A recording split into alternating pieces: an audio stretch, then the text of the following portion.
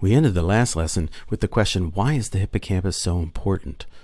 We saw in patients like HM that the removal of the hippocampus, or its destruction due to other causes, renders the patient unable to make new episodic memories or semantic memories. Nevertheless, they do have access to remote semantic memories. Evidently, there is some kind of transformation that happens with memory, and memories over time become less dependent upon the hippocampus for retrieval. We're going to be calling that consolidation. So why is the hippocampus so important?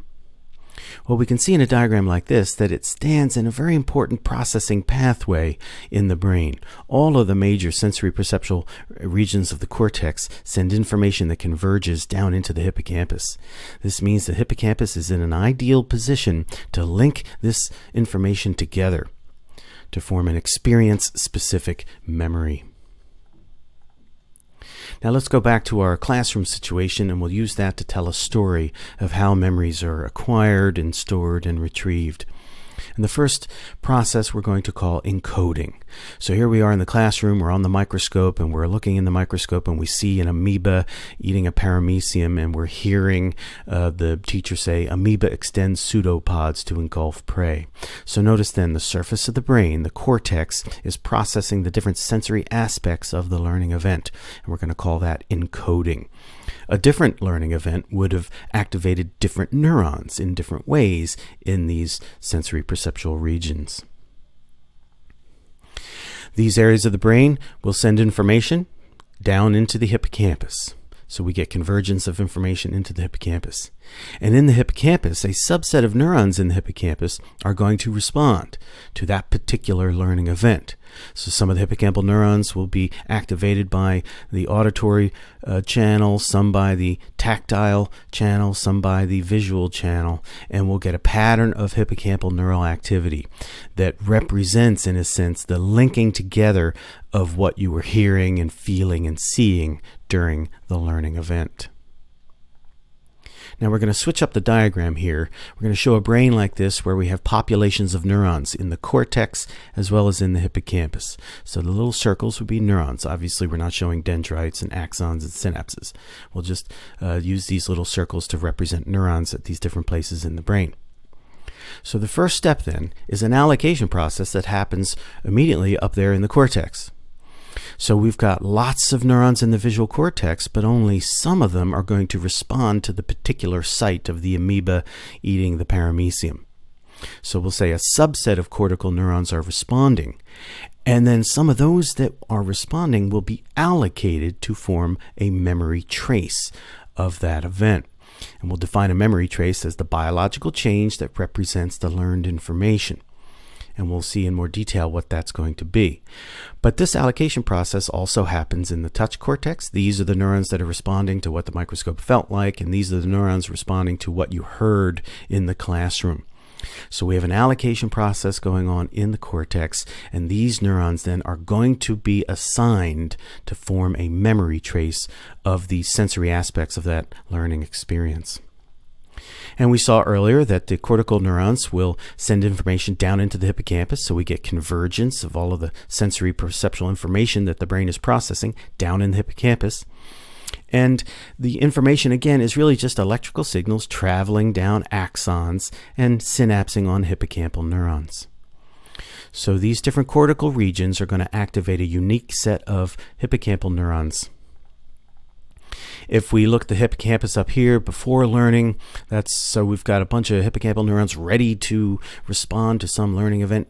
Here comes the learning event, and we just get a subset of hippocampal neurons that respond to that event, and that's the allocation process in the hippocampus. So we have an allocation process happening both in the cortex and in the hippocampus. Now, scientists are still studying how does the hippocampus assign which neurons are going to encode the memory for a particular event. And some ideas currently being tested involve the idea that whatever hippocampal neurons are just most excitable at that time will be assigned to store the memory trace for that particular event. But the nature of the processing likely also plays a role in which hippocampal neurons are going to be forming the memory trace for that event. The next concept that we'll encounter is the idea of plasticity. These hippocampal neurons, as a result of their activity, they're going to strengthen their connections with each other. And that we're going to identify as a strong memory trace forming here in the hippocampus. Another word for that memory trace is an engram. Now, what do we mean by plasticity? Well, if we take a look at our hippocampal neurons here, we have the green and the red and the blue, just as we had up here in the hippocampus here. This is a simplification of the circuitry of the hippocampus, but we're going to represent what happens in the hippocampus by simply showing that the synapses among these activated hippocampal neurons are going to be strengthened, and indicated by just the larger terminals, the larger axon terminals here.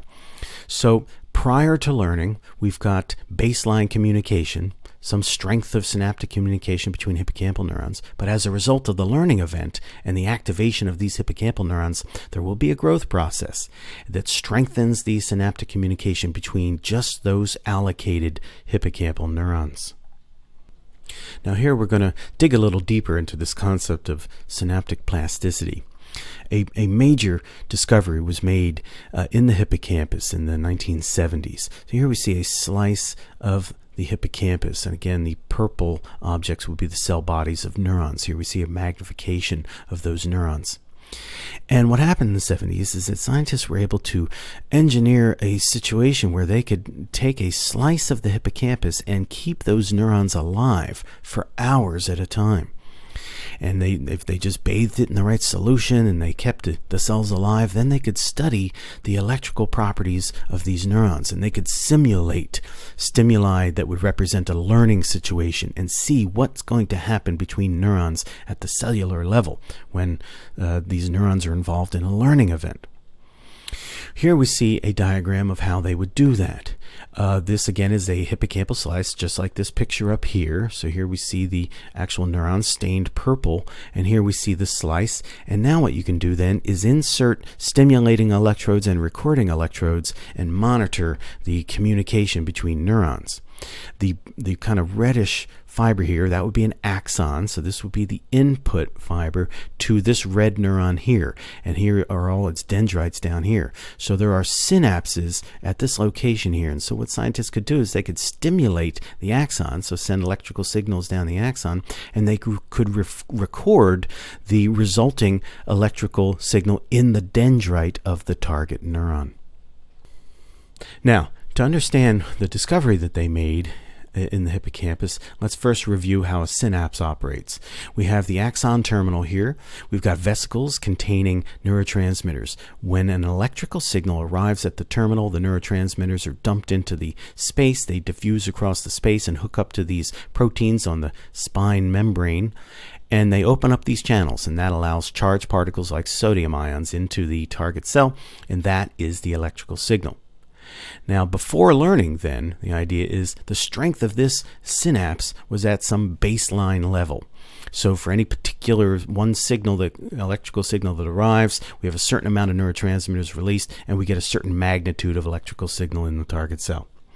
Now what they did was, to simulate a learning event, they just stimulated this input fiber at a high frequency. And that was sufficient to activate the target cell and make the target cell respond and generate its own output signals. But then they just, with the same input, they just went back to giving one electrical signal down to the terminal. And what they found was that one electrical signal had a larger effect.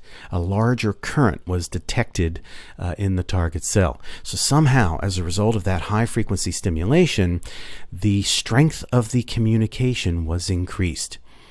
And through lots of later research, scientists gathered lots of good evidence that what was happening here was more receptors were being inserted into the spine membrane.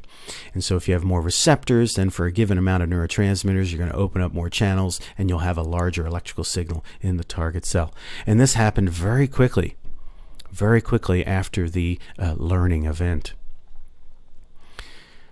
But over longer periods of time, they saw another change. The actual size of the spine increased. So the overall sort of geometry of the synapse was changing. Now that required protein synthesis. The target cell had to make new proteins and such to build more surface area here for the spine and insert even more of these receptors. And this was a long-term change. And so scientists began to suspect that what a long-term memory really was a physical growth of the connection between those neurons that were involved in the learning event. So learning causes a growth, an actual growth. Every time we learn something, the neurons involved in that learning are strengthening their synaptic connections. This process was called LTP, for long-term potentiation. In fact, if we think about sort of a school application, every time we restudy and do retrieval practice, we give those brain cells the opportunity to strengthen those connections so we can build. Multiple study sessions will keep on strengthening those synapses so that we'll have reliable access to that information over the long term. Another feature of this LTP, this plasticity, is that only those inputs that were currently involved in activating the target cell will be strengthened. So this is a kind of an allocation process. Notice this synapse here was not currently activated. Neither was this synapse active. Neither was this one. Only this synapse was active at the time that the target cell fired its electrical signal. And as a consequence, only that one synapse enjoys this strengthening process. So this means that this LTP phenomenon, this plasticity, is specific to only those synapses that are involved in the learning event. One of the psychologists at the time came up with a nice sort of phrase to describe plasticity. He said that cells that fire together wire together, and that wiring is this growth process where synapses are strengthening. Let's return now to our story of how the brain acquires, stores, and retrieves information. At this stage, then, the brain has encoded the information and sent that information down into the hippocampus, and a memory trace was formed in the hippocampus between those allocated hippocampal neurons. And we're going to indicate with solid lines here that this is a strong memory trace, meaning lots of LTP happened here, lots of plasticity. The strengths of the communication between these neurons was greatly increased. By contrast, there was plasticity in the cortex as well between allocated neurons, but of a lesser magnitude. So we're going to use dashed lines for these memory traces. So we've got a strong memory trace in the hippocampus, but weak memory traces in the cortex. Now we're going to think of this hippocampal memory trace as an index. It's linking together these distributed cortical memory traces, so it's the way that the brain is going to locate these cortical memory traces at a future time when the brain seeks to retrieve this information. So the hippocampal memory trace, along with the cortical memory traces, represent sort of the pattern of brain activity that occurred during the learning event.